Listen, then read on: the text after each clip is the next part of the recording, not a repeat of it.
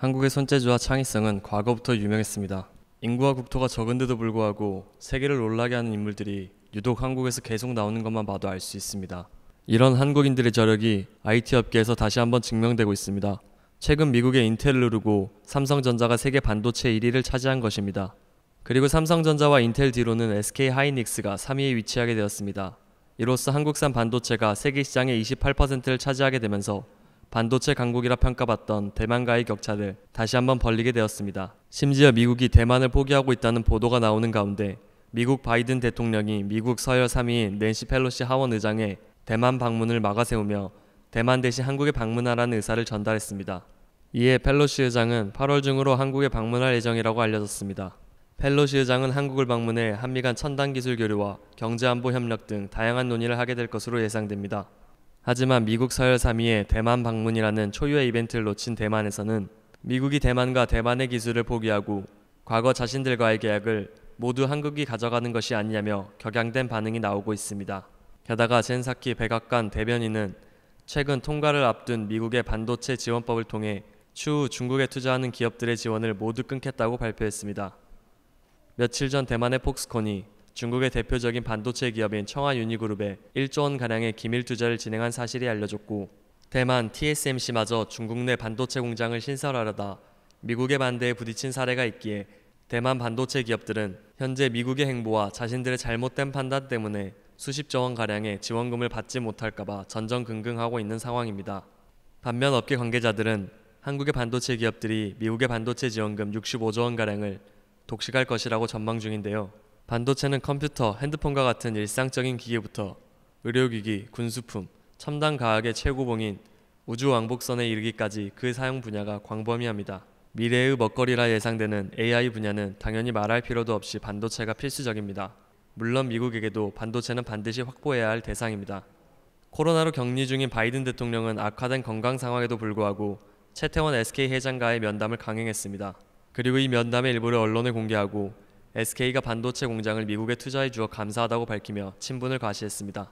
더불어 다른 나라들도 미국과 함께 할 수 있도록 한국의 기업들이 힘을 써달라고 SK 회장에게 부탁했습니다. 한국은 전 세계 반도체의 28%를 생산하고 있습니다. 미국이 반도체 사업의 투자 유치에 적극적인 태도를 취하는 것은 최근 중국이 반도체 굴기에 힘을 쏟고 있기 때문입니다. 시장의 원리를 무시하고 국가가 기업의 뒤를 봐주고 외국 기업의 기술 비밀을 국가 차원에서 강탈해가는 방법을 통해 반도체 사업을 중국 자국 내에서 해결하려고 하고 있습니다. 물론 하루아침에 반도체 수급난을 모두 자체 해결하는 게 가능할 리 없습니다. 세계가 거대한 유통망을 이루고 유기적 협력을 통해 각자의 산업을 특화시키고 있는 글로벌 유통망 속에서 혼자서 개발, 생산, 판매까지 하겠다는 건 현실적으로 불가능한 일입니다.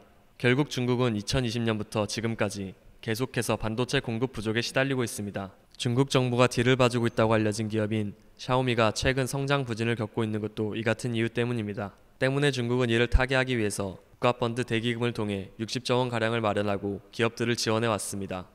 하지만 자금을 분배하는 과정에서 사익 추구 의혹이 끊임없이 제기되고 있습니다. 소위 눈먼 돈이 넘쳐나면서 뒤로 빼돌리는 일이 꾸준히 발생한 것입니다. 이러한 탓에 최근 반도체 사업 등을 총괄하던 현직 장관인 샤오야칭 공업정보화부 장관은 낙마되었고, 국가펀드 책임자들은 줄줄이 사정당국의 조사 대상에 오르고 있습니다. 대표적인 예로 우한홍신 반도체 제조 프로젝트는 수조 원을 투입했지만 생산 근처조차 못 가고 자초되었습니다. 중국이 반도체 항모라 자칭하던 칭화윤희는 최근 파산 위기를 겪고 있습니다. 칭화윤희의 파산 위기는 중국식 맹신의 결과라는 지적이 있습니다. 연구 개발을 통해 충분한 인력을 확보하고 점진적으로 실력 쌓기라는 정도를 외면하고 막대한 자금력만 가지고 반도체 자급이라는 꿈을 초단기에 이룰 수 있단 맹신의 결과라 분석되기 때문입니다. 이 같은 연이은 실패들 탓에 중국은 한국이 미국과 반도체 동맹을 맺으려는 것을 막기 위해 압박하고 있습니다. 미국은 한국, 일본, 대만을 하나의 동맹으로 묶고 중국에 강력한 기술 제재를 가할 계획입니다. 미국을 포함한 칩포 동맹 국가들은 전 세계 반도체 장비의 73%, 파운드리의 87%, 설계 및 생산의 91%를 장악하고 있습니다. 미국은 반도체법을 통과시키면서 자국 내에 반도체 공장을 짓는 기업들에게 건립 지원으로 390억 달러, 연구 및 노동력 개발에 다시 110억 달러 등 총 520억 달러로 하나로 대략 68조 원을 지원할 예정이라고 밝혀져 있습니다. 또한 세액의 25%를 면제시켜주는 등 추가적인 투자 계획을 발표했고 여기에 투입되는 자본은 총 364조 원으로 예측됩니다. 한국은 반도체 R&D 분야에서 강세를 갖고 꾸준히 점유율을 확대시키고 있습니다. 최근 3나노 반도체를 세계 최초로 생산 성공하면서 미국 내에서는 굳이 대만이나 일본에 나누어 투자할 바에는 한국에 집중하는 게 훨씬 이득이 아니냐는 여론이 나오고 있습니다. 이 같은 여론에 더불어 대만이 중국과 미국 사이에서 암중모략을 계획했던 전례가 드러나면서 대만은 미국의 결정을 기다리며 동맹에서 제외되는 것이 아니냐는 불안한 목소리가 나오고 있습니다. 지금까지 한국의 반도체에 누군가 울고 누군가는 웃고 있다는 뉴스였습니다.